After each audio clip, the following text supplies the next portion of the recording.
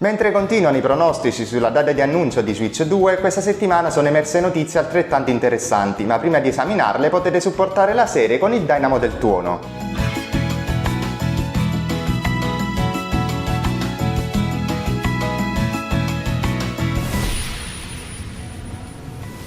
Il celebre doppiatore di Super Mario, Charles Martinet, ha rivelato ufficialmente qual è il suo capitolo preferito della serie. Egli ha affermato di essere un grande fan degli episodi in 3 dimensioni, quindi Mario 64, Sunshine, 3D World ed Odyssey, ma il suo preferito in assoluto è Super Mario Galaxy, rilasciato su Wii nel 2007.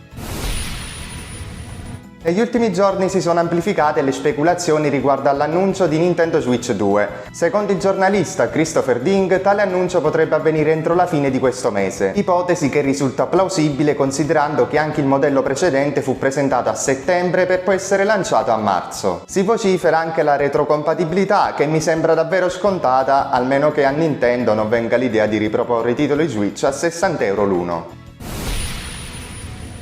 L'universo di Splatoon continuerà a vivere anche dopo il 13 settembre, data del grande festival del gioco, grazie a 2 nuovi set di amiibo ispirati alla serie rilasciati giovedì 5 settembre che sono stati accompagnati anche da trailer panoramici. Il set di Alterna, relativo al terzo capitolo, include i personaggi Stella e Marina, mentre il set Torre dell'Ordine, dedicato al DLC, presenta Alga e Nori.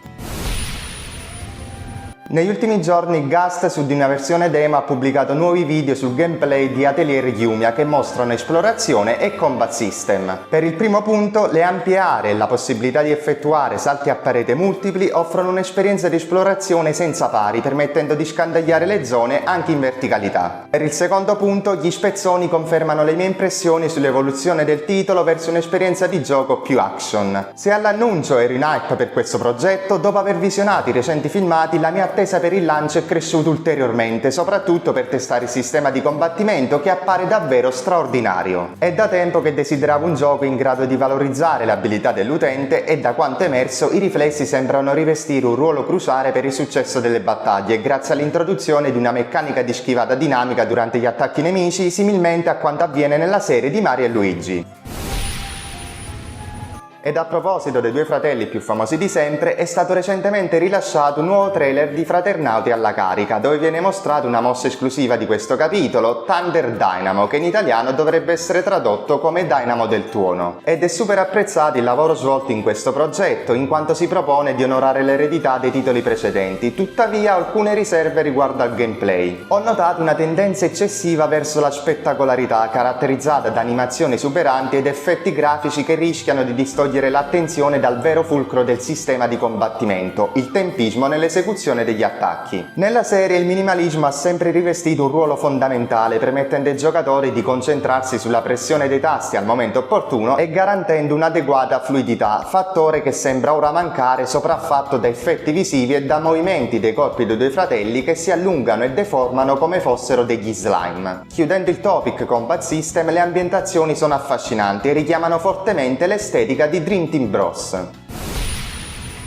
Dopo averlo atteso per 4 mesi, il Level 5 Vision ha finalmente una data, il 24 settembre alle ore 14 italiane. Saranno svelate nuove informazioni su Inazuma Eleven, ma soprattutto sul professor Layton e il nuovo mondo a vapore. Mentre Victory Road si avvicina alle fasi finali di sviluppo e ha già completato il beta testing, le informazioni sul nuovo capitolo del professore rimangono vaghe, se non l'uscita prevista per un generico 2025. È evidente come Layton assumerà un ruolo centrale nella presentazione e se davvero il successore di Switch riprenderà la funzionalità di Wii U con pad con schermo touch, probabilmente sarà il primo titolo esclusivo della nuova console Nintendo.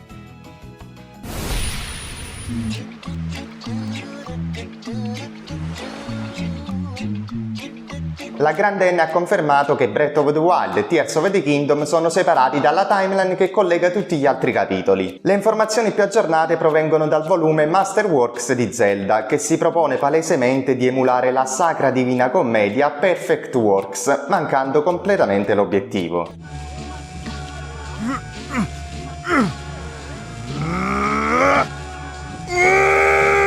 Follow me! I know another way. La verità, che a questo punto è più che palese, è che la casa di Kyoto sta introducendo elementi privi di un legame logico tra i vari capitoli di The Legend of Zelda, lasciando ai fan l'arduo compito di inventare una timeline che connetta gli episodi senza contraddizioni, per poi provvedere a ufficializzarla simulando che la serie abbia sempre avuto un complesso canovaccio narrativo, quando in realtà non l'ha mai avuto. Fish?